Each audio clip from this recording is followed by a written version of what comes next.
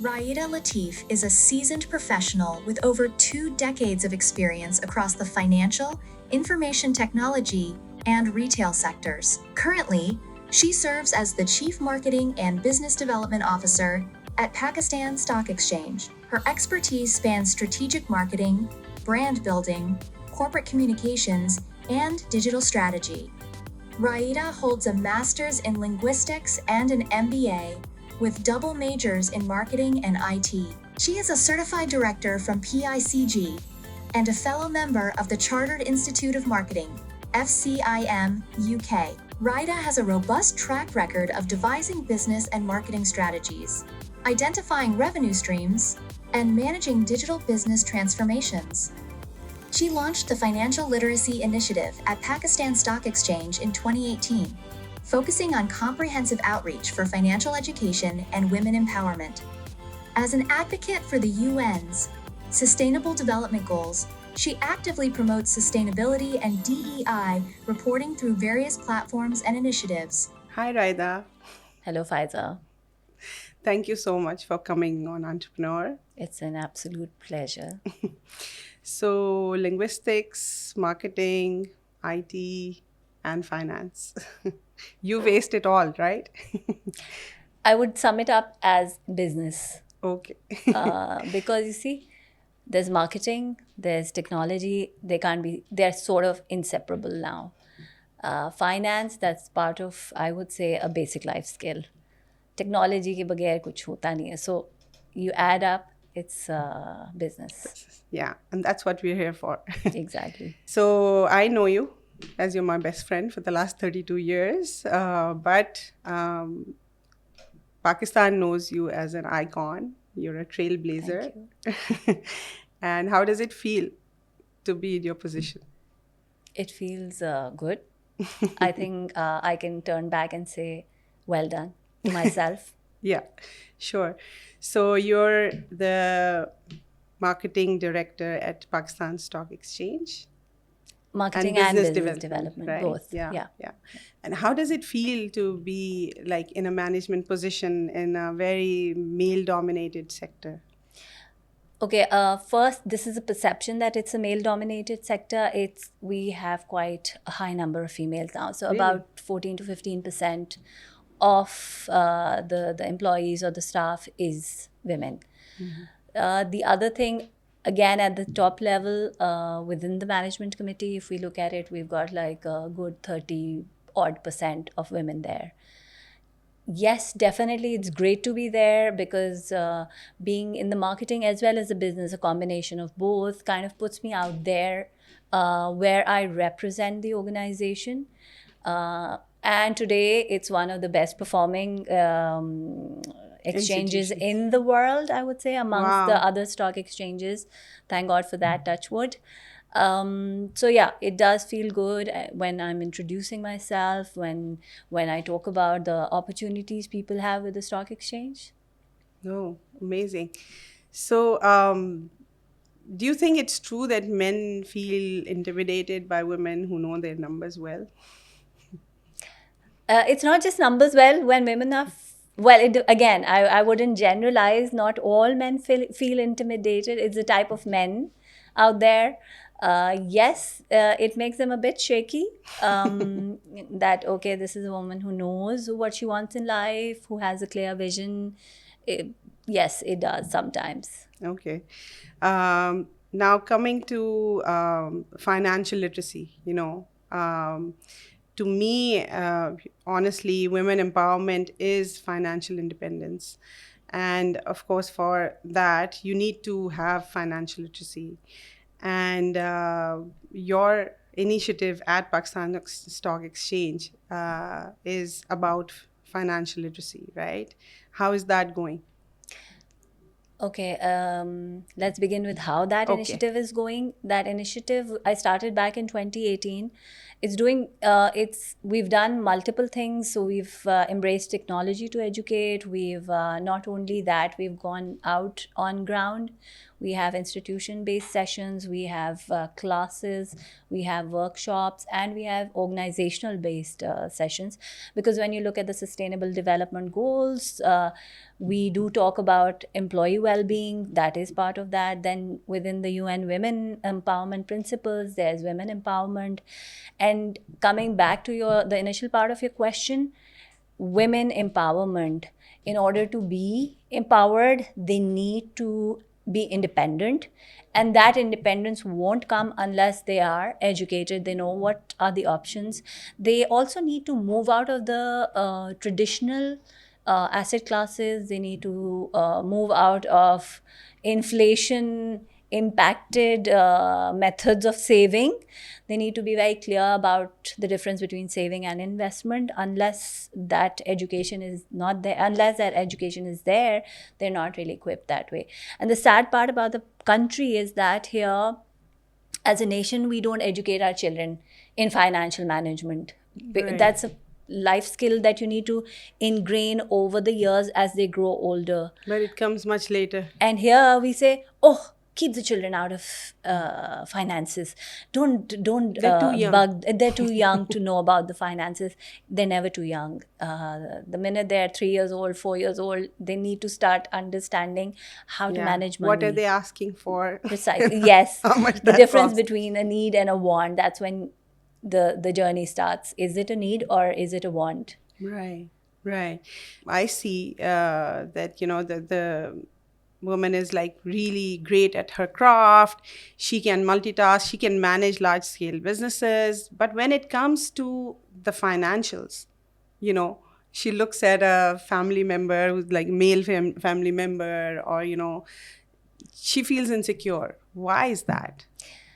I think back in the master's days when I studied linguistics, and when we would evaluate, when we would look at the speech patterns in semantics, and we realized that the speech patterns of women and men are very different. A woman generally ends her statement with a question. I'm saying this, okay? Yeah. She needs that confirmation. And the same happens in her financial world. She may be very good at her craft, at her skill, but at times she needs that confirmation as well. Validation. In entrepreneurial aspirations or efforts or initiatives as well. So that's where the family members would support, or the friends would say, it's excellent, you can do it, this, that. But when it comes to the financial management, that's where she says, okay, let the man do it. Yeah. And that is where she goes off track, I believe, because it is imperative that she manages her own financials as well. So she has a broader perspective of what she's doing and how it's impacting her cash flows. And obviously she has to plan accordingly. She'll go and make a large inventory, and then there'll be a inventory holding cost, and she's put in a lot of cash liquidity. She's out of liquid cash flow. So that has to be intertwined. So Right. I think I would go back to the fact that women generally need support. And that is something that is, I believe, changing across the world. This is not not also just has to in do our with the country. power dynamics of the family, right? Exactly. The decision maker, head of the family, like, And especially in the Asian region, generally it's sort of taken for granted that women will look after the house, kids, their education, their nurturing is the woman's job. Getting the meal, the king of On the the table. family, that's the husband's job. Larger financial decisions, buying a house, buying a car, deciding on the insurance policy, that's the man's decision. Although in the international world, women do take these decisions, and as far as the aspect of making a loss is concerned, men also make losses, so it's all right. Right. So we have to be comfortable in our skin that, okay, if I make a loss, it's all right. Right. It's not a big deal. Next time around, I'll be successful. I've learned my lesson. Yeah. And, long time back, we were working for a project, and we did some survey, and we realized that, as is, the Pakistani population is a very small number that has bank accounts. And Yes. that too, they use it for salaries. And within that, women have a very small number of bank accounts, because if it's said that, okay, your husband has the account and, transfer the money in there. How important it is for every individual to have a bank account. And, is that part of your literacy program and Yes. vocation? Okay, if you look at the population today, it's about 260 million or 230 million. Out of this, only 60 million people have bank accounts. These are the unique bank accounts. I am not sure about the percentage of women, but that's small. Even that small percentage, I would say most of their accounts are being managed by the men of the house. Right. So they do that for tax purposes or, whatever. Yeah. They open accounts for their wives, but the checkbook, the ATM, and all the transaction and the accesses are residing or lying with the husband or the father or the brother. Right. So I think the first step to financial literacy or financial independence is having your very own bank account, your ID and your password. You deposit your money, you transfer your money, you manage your digital app, and that's it. That would be step one. So that's where I think the banks have a major role to play. I would say in the 70s, in the 80s or 90s, 80s, I believe, larger banks would go to schools and open children accounts. Yeah. Then in the mid to end of 2010, 2000s, mid 2000s, there were certain banks who had started the school program. That's where my kids also got their children accounts. And that is the step one. When they start saving, they have a focus that, okay, I have a bank account. Let's see how much money I have. Am I managing my finances well? And that starts a conversation also. So I think it's imminent. It's imperative for every individual to have their own bank accounts. Right. Of course, entrepreneurship is at the core of the economy, both at the macro and the micro level, at the family level. But at the same time, it is a fact that a lot of startups close down in the first year of the business, and then even more in the second year and then the third year. A big part of it is bad financial planning. Do you think, what are the basics? Anybody who's starting out, okay, I want to start a boutique. I'm really good at this. I want to, invest this much money, and I'm going to do an exhibition or whatever. What are the basics that I must consider when I'm making a business plan or a financial plan? Okay, when you talk about startups or entrepreneurship, it begins with an idea. But with that idea, you need to have cash. And when I go to schools and colleges and we talk about entrepreneurship, and I say, okay, what would make a good business thing? What do you need to have a good business? And majority students say, a great idea. I say, no.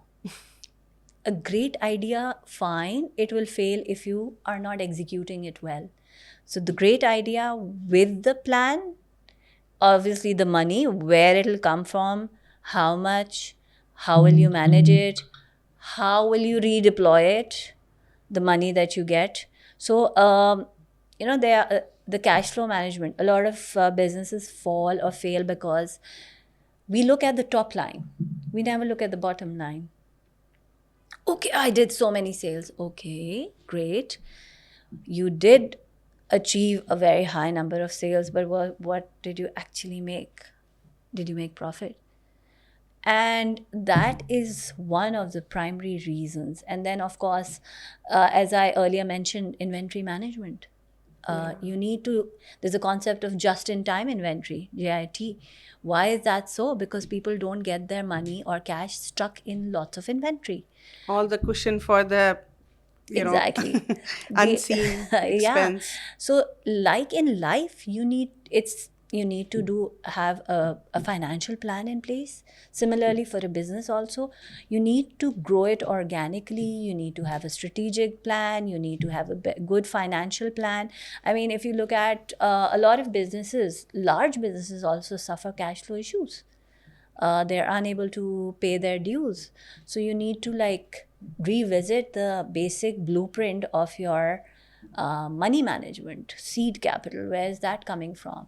A lot of businesses uh, generally borrow from friends or when you start up.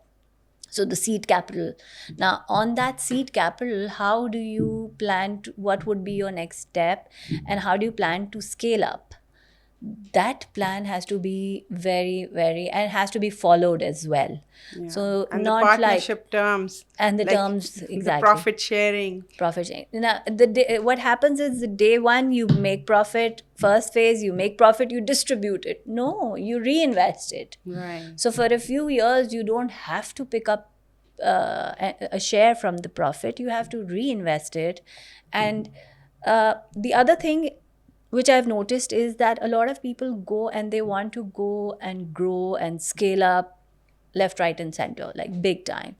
So there's a concept of organic growth. In a Sustaining first few momentum. years, Yeah. you need to opt for organic growth so you're able to sustain your existence. Right. And once you have that luxury of second round of investment or third round of investment, and you feel that, okay, we've arrived at a point where you're able to sustain yourself for the next 2-3 years against unforeseen circumstances, because people don't do sensitivity tests. I mean, I've seen that happening at large corporations also. They start making a plant without really realizing that, the currency versus the dollar may go out. Yeah. So you have to like plan for the worst. Right. So it's at the core of all this. And generally, larger businesses have the luxury of having a CFO who could do Right. that kind of investment assessment forecast. and forecast. But for a smaller business, an entrepreneur, they don't have that luxury. And with the limited financial knowledge that we have, I think that is where the beginning of the problem lies. Yeah, so that brings us to entrepreneur. How important do you think is the role of mentorship for entrepreneurs? And of course, in an ideal startup team, you should have the technical expertise, the marketing expertise, and the financial. But very often in startups that are led by women, it's just she doing it all herself. And if she does not have that kind of expertise or acumen to do proper business planning, how can we help these women? Do you think mentors will come in here? We can give them trainings or resources. Do you think that will really help them at the grassroots level? I think mentorship, definitely. And without those kind of allies, you really can't move ahead. So what you're doing at at Auntpreneur, is that you're giving them the blueprints, the resource pool where they can dip into at any point in time. You bring in a lot of different experts who can advise them on tax, on cash management, on business planning, on distribution planning, on inventory management, pricing, the 4 Ps of marketing or management. Right. So all that in one place will be excellent.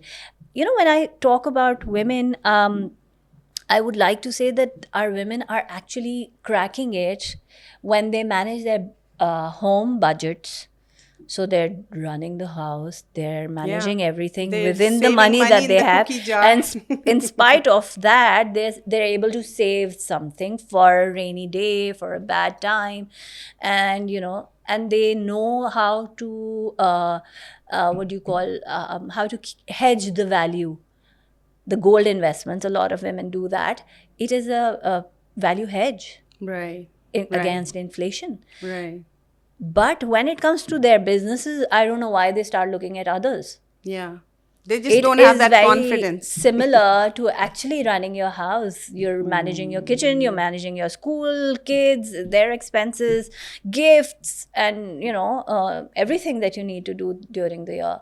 So from that perspective, I feel they just need to have that little bit of mentorship that okay, that confidence that okay, this is the path I'm taking, okay, I'm on the right path, I'm not off, And I've okay, done where this do I need course. to I've done this certification.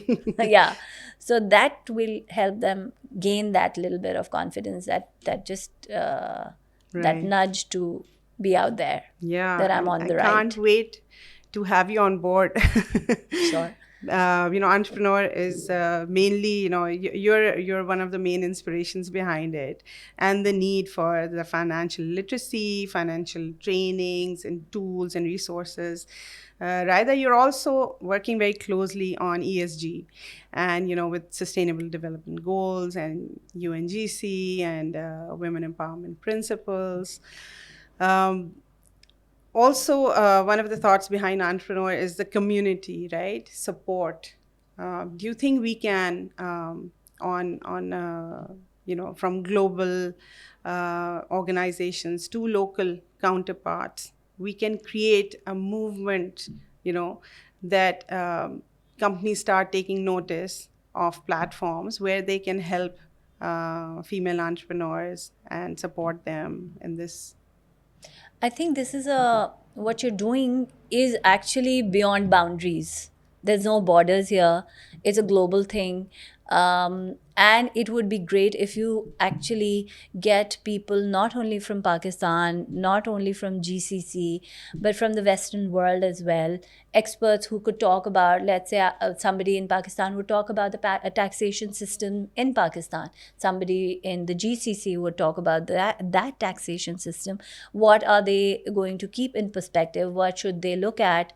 There's a universality in ESG, in sustainability, and it is the need of the time, and that in itself gives us that extra platform to be able to put all this together in one place where anybody can come and learn, whether it's Yeah. women or men also for that Yeah, matter. It's not like, exactly. oh, you will not give access to any male Yeah. entrepreneur No, on anybody can entrepreneur. learn from. Yeah, yeah. So Yeah, and for businesses, especially freelancers, and even